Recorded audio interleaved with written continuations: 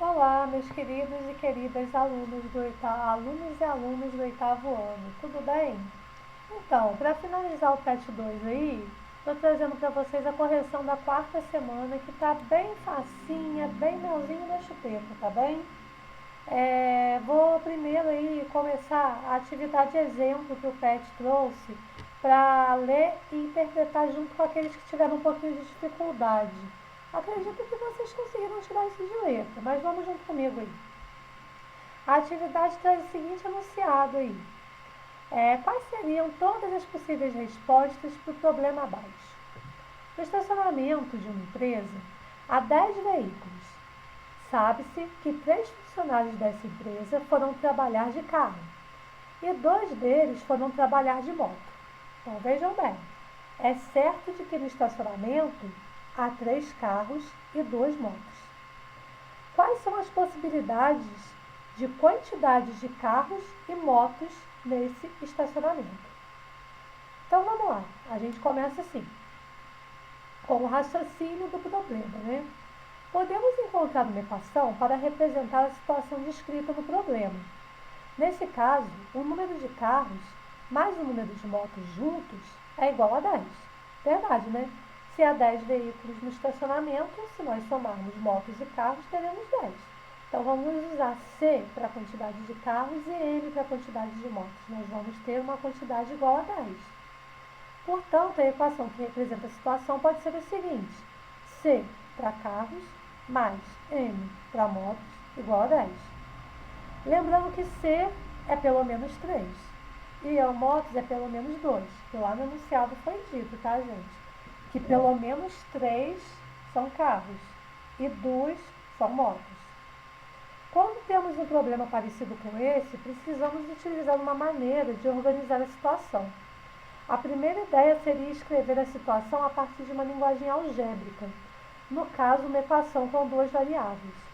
Nesse caso, podemos resolver a equação com o auxílio de uma tabela. Vamos observar.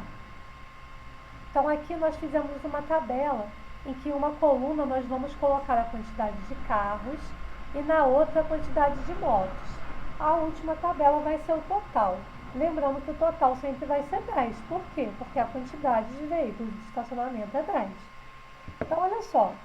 Uma vez que na primeira linha a quantidade de carros for 3, automaticamente a quantidade de motos vai ter que ser quanto? Vai ter que ser 7, né? Por quê? Porque a quantidade total de veículos tem que ser 10. Se eu tenho 3 carros, eu vou ter que ter 7 motos. Para o total disso ser 10. Se eu tiver 4 carros, eu vou ter que ter 6 motos.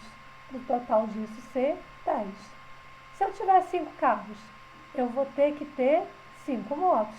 Para o total ser 10. E assim vai. Para 6 carros, 4 motos. Para 7 carros, 3 motos. Para 8 carros, 2 motos. Eu posso ter uma moto só? Não. Por quê? O enunciado não falou que tem que ter pelo menos 2 motos? Então, eu tenho que ter ao menos 2 motos, no máximo 8 carros. Ok, gente? Eu apenas coloquei a menininha falando. Eu apenas coloquei os possíveis valores em uma tabela. Os valores da tabela foram determinados a partir da equação que encontramos. Substituímos o valor possível para o número de carros e, em seguida, encontramos os valores relativos ao número de motos. Entretanto, nós não obtivemos uma única solução, como era o caso do sistema simples. O resultado é um conjunto de soluções. Nós tivemos mais de uma solução, porque não determinou um valor exato, né? Ele falou um mínimo para carro e um mínimo para moto. Ele não determinou um valor exato para carro. Nessa continuou um valor exato para moto. Nessa atividade, a solução da equação C mais M igual a 10 com pelo menos 3E, C pelo menos 3 e M pelo menos 2 é 2 e 8, 3 e 7, 4 e 6, 5 e 5, 6 e 4, 7 e 3. Olha lá, ó, quando for 3 para carro, vai ser 7 para moto. Quando for 4 para carro, vai ser 6 para moto. E assim nós vamos montando os nossos pares ordenados, tá bem? É preciso compreender que a solução de uma equação linear é um conjunto de soluções. Então agora a gente vai começar com o primeiro exercício, tá bem? Olha só. Ana precisa confeccionar 100 brigadeiros para sua festa de aniversário. Ela já fez alguns pela manhã e precisa fazer os que faltam à tarde. Ana sabe que de manhã fez mais de 20 brigadeiros e menos de 50.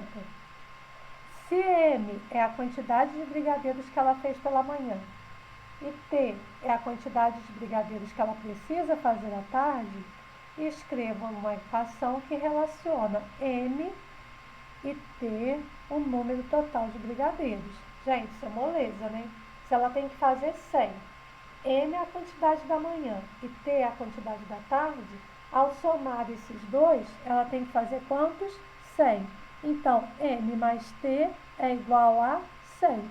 M é a quantidade da manhã, T é a quantidade da tarde. Ao somar essas duas quantidades, isso tem que ser igual a 100. Melzinho na chupeta, né? Agora aqui, olha. Como se sabe que durante a manhã fez mais de 20 e menos de 50, qual a faixa que descreve a quantidade de brigadeiros que ela precisa fazer à tarde? Então vamos lá, ó. Se de manhã ela fez mais de 20, então à tarde ela vai ter que fazer mais ou menos quantos? Vamos pensar que ela fez mais de 20, tá? Se ela fez mais de 20 de manhã, então ela tem que fazer um total de 100. À tarde ela teria que fazer por volta de quantos? 80, ok? Se ela fez 20 de manhã, à tarde ela teria que fazer 100, 80 para completar 100. Agora, se de manhã ela tivesse feito 50, quanto que ela teria que fazer de tarde? Ela teria que fazer 50. Então, o que a gente tem aqui, olha? Se de manhã ela fez entre 20 e 50, vamos colocar lá, ó. Se ela fez 20 de manhã, à tarde ela precisa fazer 80. E se ela fez 50, à tarde ela precisa fazer 50. Então, a faixa que ela vai ter que fazer vai ser entre 50 e 80 brigadeiros.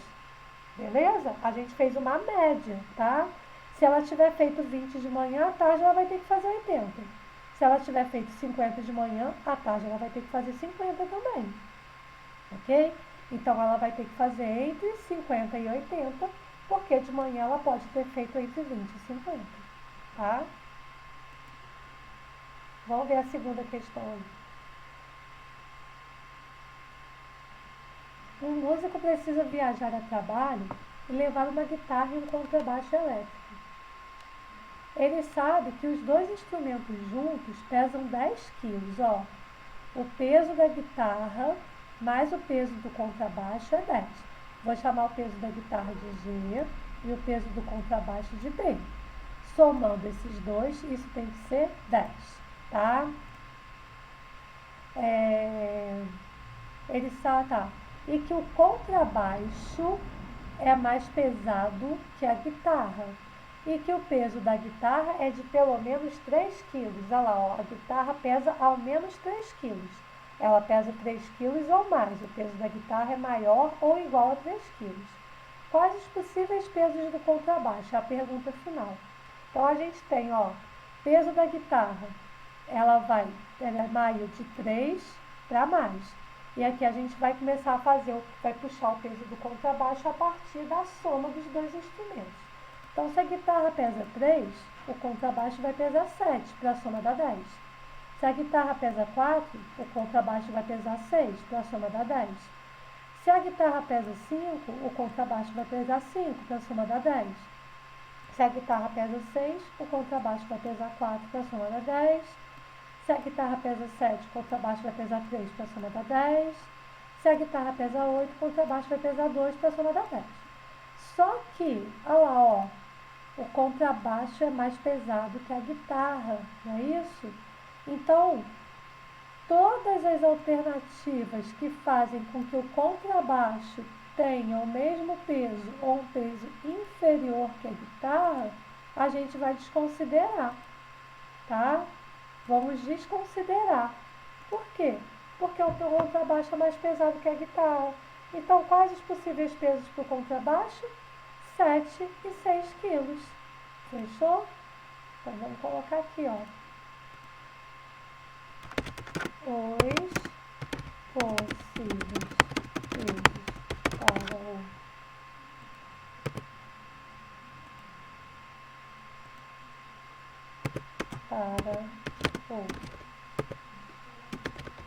para o contrabaixo são 5 e 6 quilos. Show, gente? E agora a gente vai para a última aí, tá? 3 dados têm o mesmo peso de uma bolinha de gude. Sabendo que a bolinha de gude pode pesar mais que 100 gramas e menos de 300 gramas, quais os possíveis valores para o peso de um dado? Ó, isso daqui é melzinho chupeta também. 3 dados têm o peso de uma bolinha de gude, tá? Isso quer dizer o que, gente? Isso quer dizer que um dado tem 1/3 do peso de uma bolinha de gude, tá? Isso quer dizer que um dado, a gente vai pegar o peso de uma bolinha de gude e dividir por 3 para saber o peso de um dado. Então, se a bolinha de gude pesa 100 gramas, que é o peso mínimo, o dado vai pesar quanto? 33,3 gramas, tá? E se a bolinha de gude pesa, o peso máximo, 300 gramas, um dado vai pesar 100 gramas. Então, o peso do dado pode variar entre 33,3 gramas, tá? Que vai dar uma dízima periódica, e 100 gramas, tá? Lembrando, ó, 3 dados têm o peso de uma bolinha de gude, 3 dados. Então, um dado apenas vai ser uma bolinha de gude, o peso de uma dividido por 3, tá? 1/3 do peso da bolinha de gude. Então, gente, esse daí foi a última semana de exercício do PET, que estava bem facinho, esse daí foi bem tranquilinho, tá?